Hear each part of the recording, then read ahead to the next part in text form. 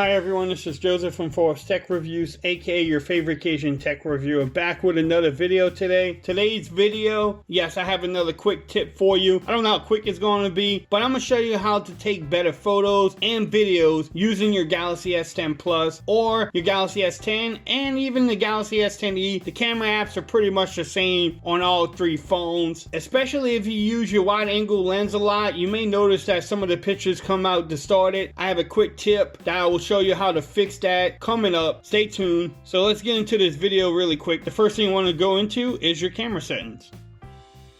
The first thing I'm going to show you in here is how to turn beauty mode off on all the camera settings. Quite easy. Bam, it's off right now, but you can turn it on if you wanted to, but you want to make sure it's off. You don't need the beauty mode on. Also on the front facing camera, the same little button up here, make sure it's turned off, which I already have it turned off. Shout out to the G7, by the way. Also, you want to do the same thing for your video. If you're doing front-facing video, you want to make sure you turn that off. And right now, I have it off also. So that's a great thing. There's one more you want to make sure it's turned off is on live focus. Right now, I have it on. So if you hit here, you want to make sure you turn that skin tone down to 0. If not, it will try to smooth out your skin and it looks really funny. Same thing with front-facing camera. Make sure that skin tone is turned down to 0.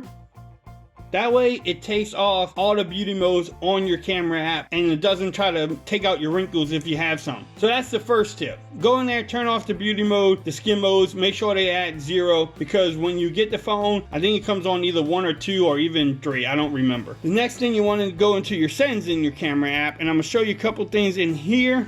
Let me go back to the right mode though.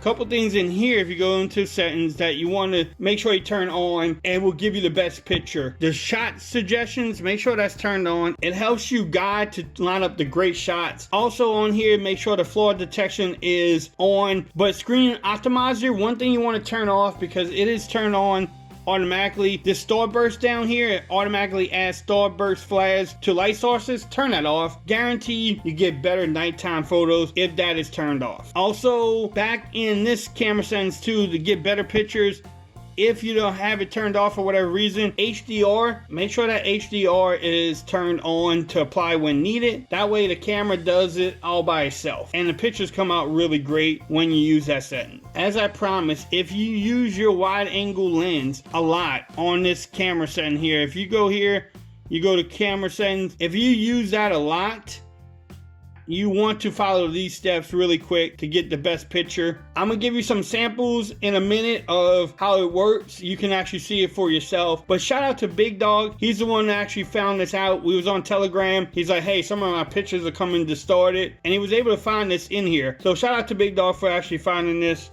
But if you go down here to save options, down here where it says ultra wide shape correction, make sure that is turned on.